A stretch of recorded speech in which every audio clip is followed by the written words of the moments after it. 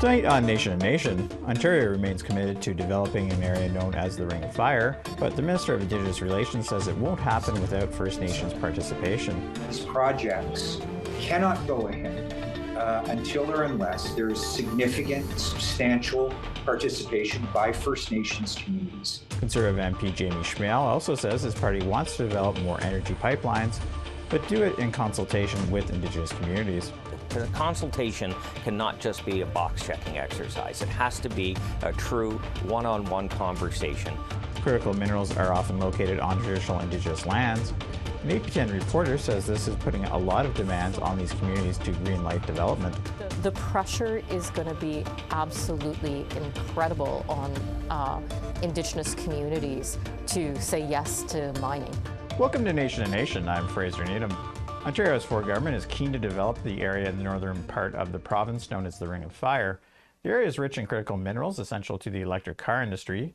Last week's provincial budget also had a Ring of Fire focus, including billions of dollars to engage with Indigenous communities in this area with a focus on resource development. But not all area First Nations are on board with Ring of Fire development, accusing the government of pushing ahead without proper consultation. Greg Rickford is Ontario's Minister of Indigenous Affairs, and he joins me today from Queen's Park in Toronto. Welcome to Nation to Nation. Good afternoon. It's nice to be here. So can you first tell our viewers why the Ontario government is so eager to develop the Ring of Fire and where Indigenous communities fit into this? Well, first of all, today's announcements, which were significant, right? It kind of takes it to the next level, if you will, with respect to the Indigenous Opportunity Financing Program, up to $3 billion. It sends a clear signal that we want to fix what has historically been broken, and that's what we've heard from Indigenous business leaders, and that is access to capital, right? These projects cannot go ahead until or unless there is significant, substantial participation by First Nations communities and First Nations businesses. So there are other elements to this we may unpack in the course of today's interview, but let's be perfectly clear. They have broad application to a number of initiatives around or across the province. But with respect to the Ring of Fire, obviously this is a significant exercise in building out legacy infrastructure, not just for the purposes of getting to a mine and a mine doing its extraction activities, but to exercise good public policy, and that is to create all-season access, the corridor to prosperity, which doesn't just provide road access for the final 4 or 5 communities in Northern Ontario that have no electrical capacity outside of diesel generation, but also better access to health, economic, and social services in the province. So this is a convergence, if you will, of priorities for the First Nations communities. And in addition to that, the interests of the province, obviously, for the communities to have a fair, better sense of prosperity and critical infrastructure, as it is about developing a world-class mining site that will serve in quantity and quality an unseen or without comparison deposit of critical minerals. So you talked a little bit about it in your last answer, but how many jobs are we actually talking about for Indigenous people, I guess, in these communities as part of this development? And you mentioned a bit of it, but what types of community investment can we expect to see as when this development starts?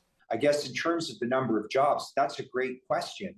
The first part of the answer is that hopefully all of them, right? Most of the future mining and legacy infrastructure projects that we see ahead for Northern Ontario certainly will require a substantial amount of people from those First Nations communities, in many instances those most proximal, to build that infrastructure, and obviously for the longer term employment in, for example, a mining site. In short, the number of people that would come from, say, Newfoundland or other parts of the country, as they do now in other mining locations in Northern Ontario to function. We've obviously tapped that human resource pool pretty extensively. And in addition to creating new opportunities for First Nations on these kinds of projects. I would think moving forward, we would look at a very high number of First Nations people working on these projects. And one of the announcements today addresses just that vis-a-vis the scholarship fund that we announced. Okay, and moving on to some of the, I know some First Nations, as you say, are on board with this and they're interested and they're getting infrastructure, but some say that it's moving too fast, that they haven't been consulted properly. What does the government plan to do maybe to improve this or bring these first, or consult with them better? Because they say really they haven't had really meetings with the government or haven't been brought into the process. So what we're proposing vis-a-vis the economic zones is to sharpen our focus on consultation that endeavors to ensure that critical infrastructure for the communities and for that region are at the top of the list. And when we have those kinds of conversations with First Nations, they go very, very well, and it makes it much better position overall to talk about the prospect of really what is proposed to be one of the most environmentally friendly mining sites the world over, with Wyloo Metals and Dr. Forrest, who is by trade an ecologist. So between his company, the province of Ontario, and the First Nations communities, it's absolutely a shared priority to protect that pristine area, but certainly to develop as winter road seasons shrink. First Nations communities are wanting road access that are currently isolated. And again, these are about common interests, common themes, and common priorities. And when I have those conversations, I got to tell you, they're not met with much, if any, resistance at all. Okay, and just in terms of Bill 5, because you did mention it, there has been some controversy, I guess, or some of the people we talked to. Are you willing to make change? I know it's at the committee stage. Are you willing to make changes to that in order to sort of maybe meet some of these concerns? So on the ground, the details of this will be discussed at length through a consultation process. Obviously, the Ring of Fire was explicitly mentioned as one of or the zone that we would be interested in designating. But to the extent that there may be others, and to the extent that First Nations communities would actually want those, so volunteer for that. Of course, that does not mean that we would compromise the duty to consult. The bill itself is explicit that it will not be compromised, and I would argue respectfully that it'll be sharpened as we converge on the kinds of things that are foundational to building a legacy resource site like a critical mineral mine site in the Ring of Fire cannot occur until or unless we have the kind of infrastructure that supports it and supports the communities proximal to that site or other sites. Okay, well, we'll have to end it there for time purposes, but thanks again for joining us today. It was a pleasure, and hopefully we can do it again. Great. Love APTN, love the work that you guys are doing, always available to sit down and talk with your listeners. Thank you for this, Fraser. Up next, we'll talk to Ontario Conservative MP Jamie Schmale, who has been reappointed as the critic for Crown Indigenous Relations.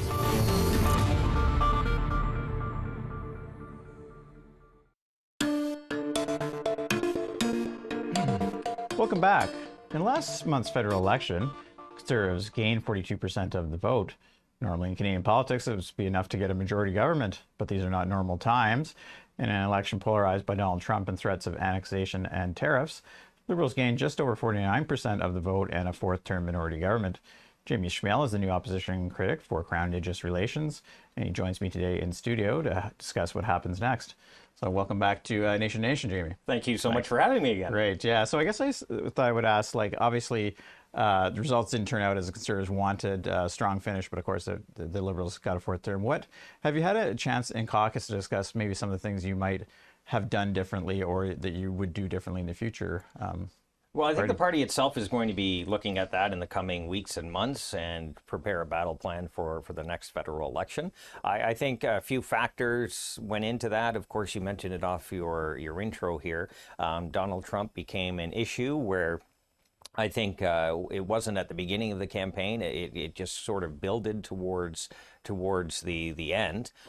So I think that might have been a factor. Having said that, I think the actions that we've seen already show that what Mark Carney promised in the federal election campaign, he's not actually living up to, especially when he talks about getting tough to the United States. Well, we found out that the tariffs were actually lifted during the campaign, although he continued to campaign saying that they were on and he was standing up to Donald Trump. And it turns out he actually wasn't. That leaving a $20 billion hole that he and his team assumed was coming in revenue. Now it's not going to be there. We won't get the full picture until the budget is presented. I believe he's now saying the fall, not the spring. So we'll see the full picture and we'll get an idea of what the roadmap of this government really is. Okay, and of course, last week a new cabinet appointed. Some people say it's not that new, and it's it was larger than their initial. They were supposed to be scaled down, but there's 10 secretaries of state, so it makes it about 38 members. What's your thoughts on the new cabinet, I guess? Well, as we said during the actual election campaign, that it was going to be the same old, right? It was the same bus company, the same route. All you're really doing is changing out the driver. And the Liberals, of course, campaigned that that was not the case. Turns out that the people in the key portfolios of the new government, the new cabinet, are in fact the same old people who were there before. So the same people that broke the immigration system, broke the housing system, caused record inflation, budget deficits, and added to our debt. This is the same route. This is the exact same thing. And where we're lacking is how we're growing the economy. The Liberals talked about during the campaign making sure our energy sector was as strong as it can be, but it turns out the Heritage Minister, Stephen Guilbeault, has totally nixed that. So until the budget is produced, which gives a roadmap on where this government is going to take us and the country, we're really not sure what the direction is, because they campaigned on one thing and they seem to be doing another, which is reversing what they actually campaigned on. Right, and I sort of looked at what sort of ran on in terms of the Indigenous parts of their campaign. A lot of economic initiatives, maybe resource or sort of incentives for resource revenue sharing, First Nations, stuff like that. Is there anything you want to talk about that was in the platform that you would like to see the government act on? Yeah, absolutely. I think, as Pierre probably have said many times, he wants to ensure that Indigenous peoples are the richest in the world. And we can do that because on their land, on their territory, there's massive amounts of minerals to develop the clean energy of the future, oil and gas, and the list goes on. And let's get the best we can for that, and in turn create more revenue streams for those nations who are. Some are struggling, some are doing well, and there's, in between as well. But there is more money to be had here, and we want more of that money to go directly to the nations themselves. And we said even during the campaign, what has been coming up over and over again in the meetings I've had with leaders and their representatives is that the unpredictability of funding within ISC Canada. They most wanted a direct stream where they don't have to continue to apply for this program and that program, wait 6 months, hire lobbyists and lawyers, and the list goes on, and wasted time and money, and they wanted that direct funding. And we promised that during the campaign. There would be direct funding to the nation, so then they can see what they're getting 5, 10, 15 years out. They can leverage some of those future funds to build projects in today's dollars, not 10 years or 15 years ago dollars, from now dollars. So there was a real opportunity to address some of the infrastructure gaps and the housing gaps on reserve. There were measures putting in place, or we'd like to put in place, that would hopefully create better standards for all. Okay, of course, and energy pipelines came up in the campaign for sovereignty, obviously economic sovereignty. Liberals say they want to maybe have the evaluation process work more quickly, but there's also this issue of UNDRIP, right, and bringing First Nations or Indigenous communities into it and consulting them properly, which takes time. So what would the Conservative approach be different than what the Liberals have done in the past? I think the most thing we would do differently, it wouldn't be, and we've learned from the past, right? A consultation cannot just be a box checking exercise. It has to be a true one-on-one conversation about the pros and the cons, and using Indigenous knowledge to make projects better, make them work, and work towards that acceptance piece. Now, obviously, there is a path to yes, there's a path to no as well. But we have to have those conversations in a real and meaningful manner, which, as we talked about during the campaign, the resource charge, where more of the revenue generated on the Indigenous land goes to Indigenous communities, creating those revenue sources so that there is a benefit. And of course, we do things really well in this country in terms of labor and environmental standards, some of the toughest in the world. So I think we can take that, the Indigenous knowledge, the passion that comes with protecting the environment, as well as developing our resources, but at the same time creating wealth and opportunity that comes with it. Okay, well, we'll have to end it there, but good to see you again, and thanks for joining us. Thanks for having me. Up next, we'll talk to APTN reporter Karen Pulazi about the drive to mine critical minerals and how this is affecting Indigenous rights.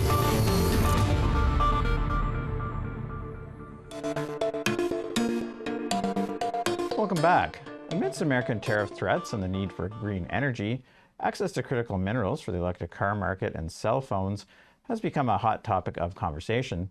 Many of these critical minerals in Canada are located in the traditional territories of northern Indigenous communities, like Ontario's Ring of Fire. They remain undeveloped and will require the consent of Indigenous people in order to gain access. APTN reporter Karen Pulazi has been following this story closely, and she joins me today in studio.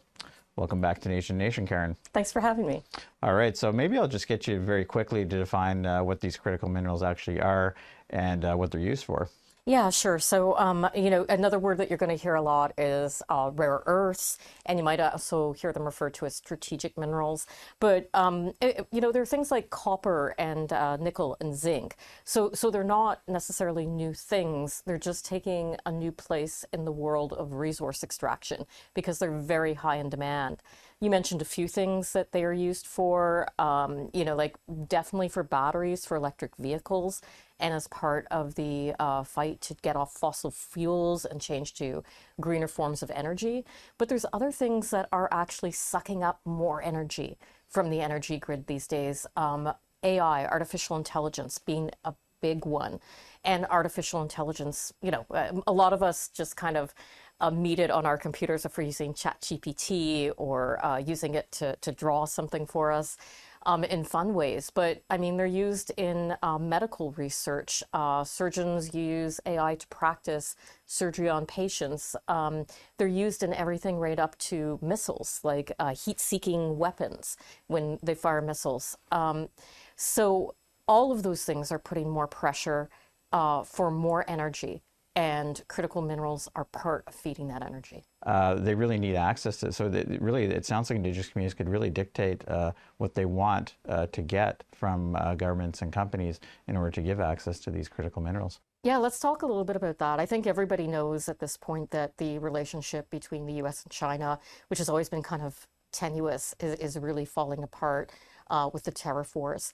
And the US, looking at their weapon systems, gets 75% of their critical minerals from China.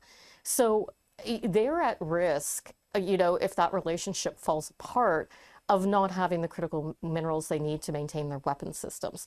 And so they're looking for other sources, and it is not financially viable for them to go into the earth. It's going to be very expensive to do it in the US. And when Trump was talking about, joking about, semi-serious about taking over Canada and making Canada the 51st state or crushing us economically and forcing us to succumb to the US, he mentioned critical minerals.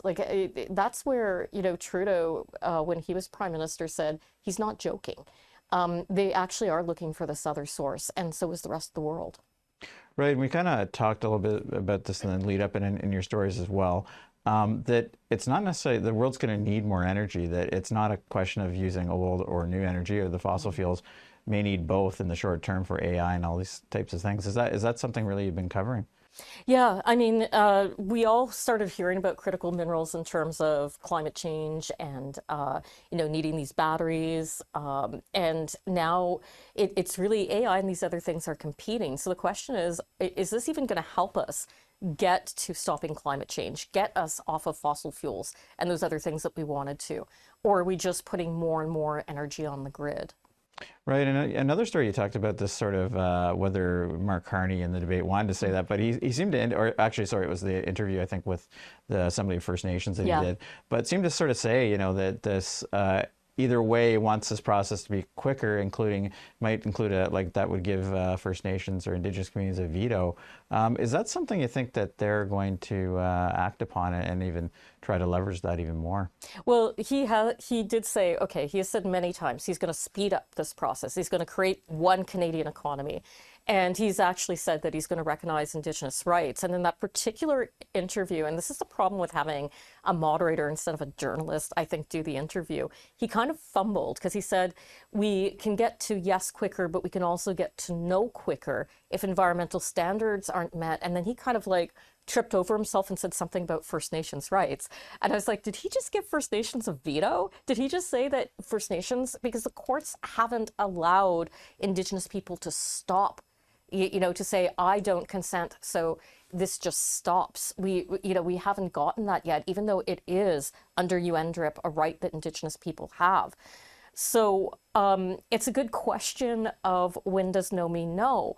Certainly for First Nations, Indigenous communities that want to go ahead, he has opened the door to partnerships. He's doubled the Indigenous Loan Guarantee Program that helps Indigenous people co-own these resources. But for those who say no, yeah, it could be interesting to see what happens. Now, one thing I also want to talk to you briefly about is these First Ministers meetings. Oh, yeah. Now, they're happening, it seems like every 5 minutes almost, right? Whether they're virtually, and they're it doesn't take much planning, they'll have them. But as you know, and you've been covering this, that the AFN, and they're not the only one, they want to be included in these First Ministers meetings. Is this something maybe that Canada has to take a little more seriously because of these critical minerals, these things that, really First Nations, Indigenous communities will be involved in, and maybe that, Canada should be taking a bit more seriously?